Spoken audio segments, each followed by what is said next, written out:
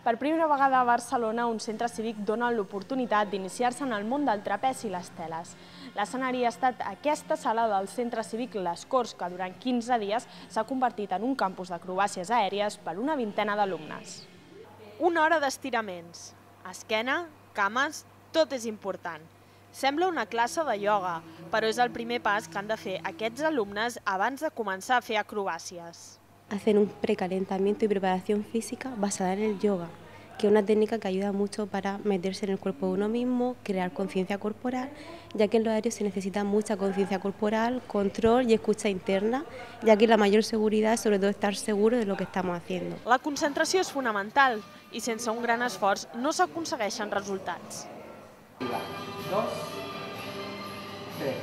Moltíssimes dificultats perquè el teu cos no està preparat per tot això en un principi si no te'l treballes. Aleshores hi ha moments de frustració que vols fer una cosa i veus que no et surt, però has de tenir ganes. Tot i les dificultats, ningú no es rendeix.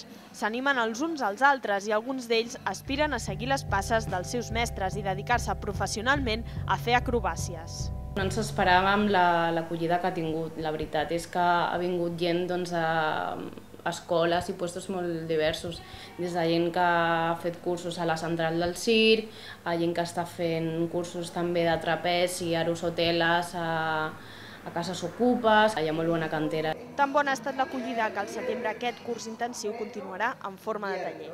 Això sí, aquells que no hagin pujat mai a un trapezi i ho vulguin fer per primera vegada, que no es preocupin. El curs va adreçat a persones amb experiència o sense.